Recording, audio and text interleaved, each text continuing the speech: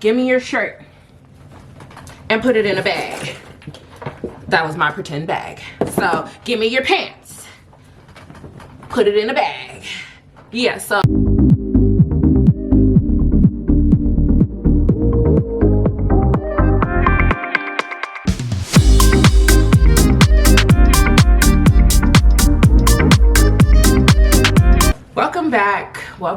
welcome back. Y'all be watching on YouTube channels and people be saying the same thing every time it come on. Like, that shit low-key be irritating me. So I'm not gonna welcome back to my channel. Whoop-de-whoop-de-whoop. Nah, baby, we ain't doing that over here. We just gonna cut straight to the point. But yeah, no, this time I'm gonna do something a little different. I actually was thinking about this McDonald case that I heard about a while ago, and I recently just rewatched it so I can refresh my memory on it, because that shit was crazy, y'all. So we're gonna talk about this McDonald case. No, this is not what the channel's gonna be about, but every once in a while I'm gonna throw in some shit that, you know, because this, oh, and I took notes on it somewhere. I closed it up, y'all. Hold on, this is my, oh, I got it, y'all, right here. So y'all, this McDonald case is fucking crazy. Y'all would not believe it. If you, they finna piss me the fuck off. Y'all, I done stole this Google light. I done stole this Google light. And they're changing the colors around the house. No! This is my light bulb!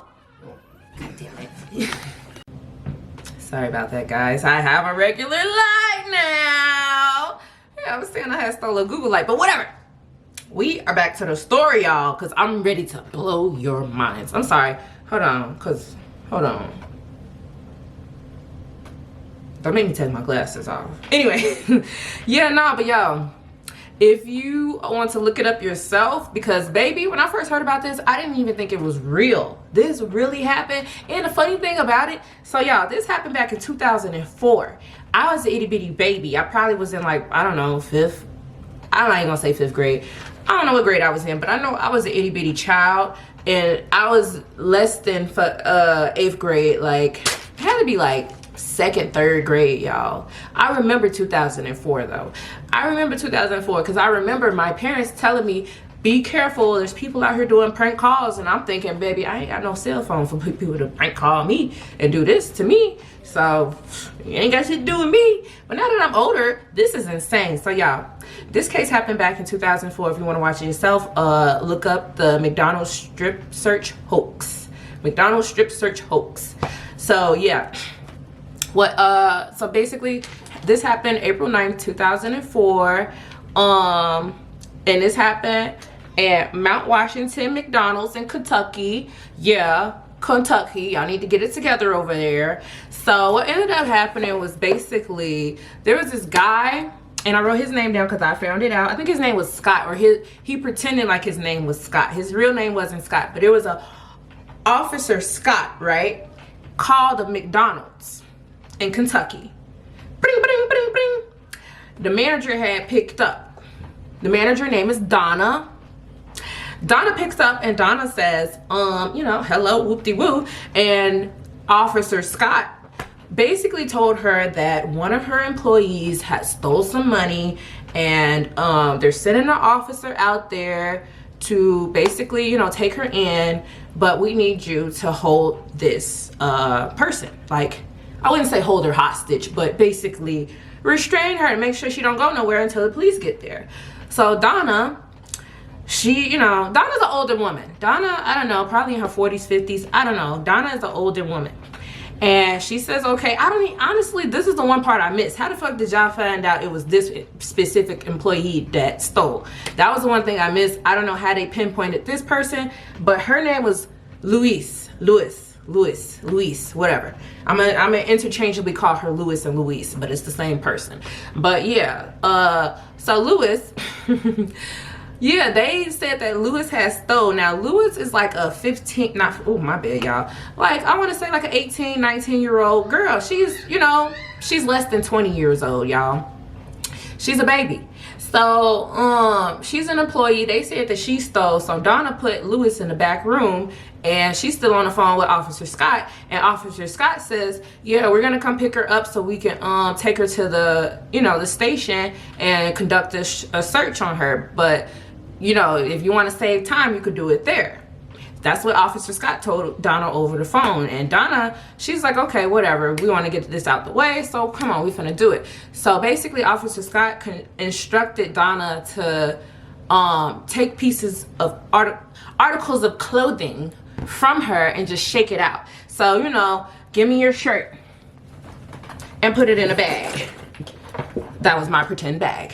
So give me your pants, put it in a bag. Yeah, so that's what they were basically doing all the way up until the point where baby girl ain't had no clothes on. I mean, she is fully in the nude. So eventually, I guess, because at first there was 2 managers on the floor. Mind you, this is a very busy McDonald's on a Friday night. Like, baby, it's busting. Back in 2004, baby, they was damn near the only restaurants around. So, of course, they is busting. So, Miss Donna said, I got to get back on the floor because the other manager left. So, now Donna's the only manager there. I can't watch her. I can't keep an eye on her in this back room. So, what the Officer Scott told Donna on the phone was basically, okay, but we need you to basically find somebody else to watch her, preferably a male, because, you know, just in case she try to run away, we want somebody whistling to, you know, catch her ass. So Donna was like, okay, and she had asked a line cook first. It was a line cook first. That dude, he was probably like 40 years old or so. He comes in and he's getting ready to watch this girl, and she's in the back room ass naked with an apron on, just the apron covering up her body. And he gets on the phone with Officer Scott, and Officer Scott is telling him to do some crazy shit. He said, nah, this is bullshit, and he got up out of there. So Donna comes back in, and the officer's talking to Donna. He was like, well, we need somebody else to watch her. And Donna, she was like, you know, I'm busy, I can't watch her. So the officer was like, well, do you know anybody else you can call? Donna, for some reason, thought to call her husband. Mind you, her husband, let me find his name. Not guilty. Oh, no, that's the real guy's name, Officer Scott. Hold on, wait. What is the husband's name? Walter. Walter, the husband, Donna's husband name was Walter, and she had called him in. Walter ass came in. Walter's, I don't know, he's around her age, right? He's a grown ass man, and this is a 18-year-old child ass naked in the back room, right? So she calls her husband in, and her husband get on the phone with the Officer Scott, and basically, y'all, I wrote it down. He told Officer Scott told Walter to do a series of things. Now, mind you, this whole encounter, this whole phone call, Shorty was in the back room for 3 hours, a little over 3 hours, y'all. And during that time, while she was butt naked in the back, dude asked Walter to have her do jumping jacks, bend over, stand on a chair, smell her breath, kiss her on the cheek, spank her. And it wasn't until the officer asked Walter to ask Louise to perform oral intercourse that Walter was like, wait, he got what he got first. Then he was like, oh no, this ain't right. He didn't tell Officer, oh, this ain't right. He got what he got first, and then was like, oh no, this ain't right, and got up out of there. Mind you, this whole thing is recorded. There is security cameras. This whole thing, you can literally go on Google or YouTube and look it up. Like, that's why I didn't believe it. I saw somebody else do a story on it, and I had to look it up. Baby, this happened. This happened. Yeah, so after Walter got his oral sex done, he was like, yeah, I'm not gonna stay for this. So he got up out of there. And it wasn't until, oh, well, of course, Donna had to come back because I'm missing a part. So during all this time where he had Walter having Louise do all this weird stuff, you know, she had to take the apron off and do it butt naked. But every time Donna come back in the room, Walter was instructed to give Louise the apron back, right? So she can cover up so Donna can't see what they had going on. But there was a few times where Donna came in and they didn't give her the apron back on time. So, you know, Donna walked in seeing this shit, and she still did nothing. Like, she did nothing. That little girl came up to Donna and put her head on her shoulder and asked her to get her up out of there, and Donna did not help. Donna left the room again. So it wasn't until when Walter left, Donna had to come back and find somebody else. The officer asked her to find somebody else to bring in here to watch her, because we have an officer on the way. We just need y'all to hold her and wait. Like, just hold her and wait. We have officers on the way to pick her up.